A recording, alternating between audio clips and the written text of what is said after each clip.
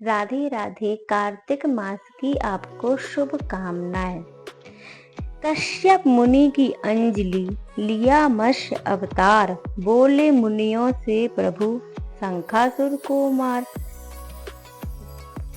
अब मैं आपको अध्याय 4 के महात्म के बारे में कुछ कहानी सुनाने वाली हूँ।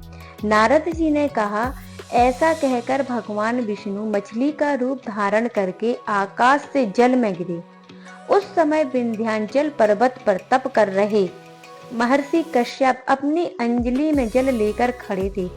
भगवान उनकी अंजलि में जा गिरे। महर्षि कश्यप ने दया करके उन्हें अपने कमंडल में रख लिया। मछली के थोड़ा बड़ा होने पर महर्षि कश्यप ने उन्हें कुएं में डाल दिया। जब वह मछली कुएं में भी ना समा सकी तो उन्होंने उसे तालाब में डाल दिया। जब तालाब में भी ना समा सकी तो उन्होंने उसे समुद्र में डाल दिया। वह मछली वहां भी बढ़ने लगी। फिर मत्स्य रूपी भगवान विष्णु ने इस शंखासुर नामक राक्षस का वध कर दिया और शंखासुर को हाथ में लेकर बद्री वन में आ गए। वहां उन्होंने संपूर्ण ऋषियों को बुलाकर इस प्रकार आदेश दिया, मुनीश्वरों, तुम जल के भीतर बिखरे हुए वेद मंत्रों की खोज करो और जितनी जल्दी हो सके उन्हें सागर के जल से बाहर निकाल लाओ। तब तक मैं देवताओं के साथ प्रयाग में ठहरता हूँ। तब इन तपोबल संपन्न महर्षियों ने यज्ञ और बीजों सहित संपूर्ण वेद मंत्रों का उद्धार किया।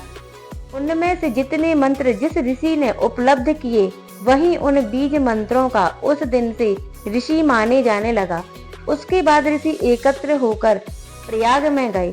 वहां उन्होंने ब्रह्मा जी सहित भगवान विष्णु को उपलब्ध हुए सभी वेद मंत्र समर्पित कर दिए। तब वेदों को पाकर ब्रह्मा जी बहुत प्रसन्न हुए। उन्होंने देवताओं और ऋषियों के साथ प्रयाग में अश्वमेध यज्ञ किया।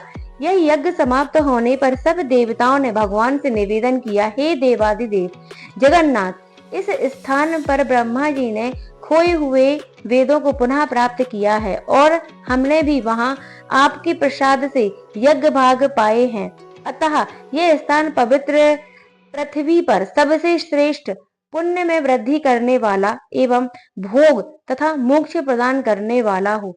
साथ ही यह समय भी महापुण्यमय और ब्रह्मघाती आदि महापापियों की भी शुद्धि करने वाला हो तथा तय स्थान यहाँ दिए हुए दान को अक्षय बना देना वाला भी हो, यह वर दीजिए। भगवान विष्णु बोले, देवताओं, तुमने जो कुछ कहा है वह मुझे स्वीकार है। तुम्हारी इच्छा पूर्ण हो। आज से यह स्थान ब्रह्म क्षेत्र के नाम से प्रसिद्ध होगा। सूर्य वंश में उत्पन्न राजा भागीरथ यहाँ गंगा जी को ले आए और वह यहाँ सूर्य कन्या यमुना से मिलेंगी। ब्रह्मा जी और तुम सब देवताओं मेरे साथ यहाँ निवास करो। आज से यह तीर्थ राज के नाम से विख्यात होगा। तीर्थ राज के दर्शन से तत्काल सब पाप नष्ट हो जाएंगे। जब सूर्य मकर राशि में स्थित होंगे उस समय यहाँ स्नान करने वाले मनुष्यों के सब पाप और कर्म तीर्थ नाश करेगा। यह काल भी मनुष्यों के लिए सदा महान पुण्य देने वाला होगा। माघ में सूर्य के मकर राशि में प्रवेश करने पर यह स्नान करने से सालोक आदि फल प्राप्त होते हैं। देवादिदेव भगवान विष्णु देवताओं से ऐसा कहकर ब्रह्मा जी के साथ वहीं अंतर ध्यान हो गए। तत्पश्चात इंद्रादि देवता भी अपने अंश से प्रयाग में रहते हुए वहां से अंतर ध्यान हो गए। जो मनुष्य कार्तिक में तुलसी जी की जड़ के समीप श्री हरि पूजन करता है, वह इस लोक में संपूर्ण भोगों का उपभोग करके अंत में बैकुंठ धाम को प्राप्त होता है।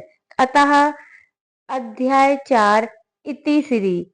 इसके साथ ही हमें अन्य आरतियों का भी पूजा अर्चना करना चाहिए, जैसे दामोदर आरती, तुलसी जी की आरती, जय जगदीश हरि की आरती, कार्तिक की आरती। धन्यवाद। ऐसा करने से मनुष्य निश्चित ही वैकुंठ को प्राप्त होता है।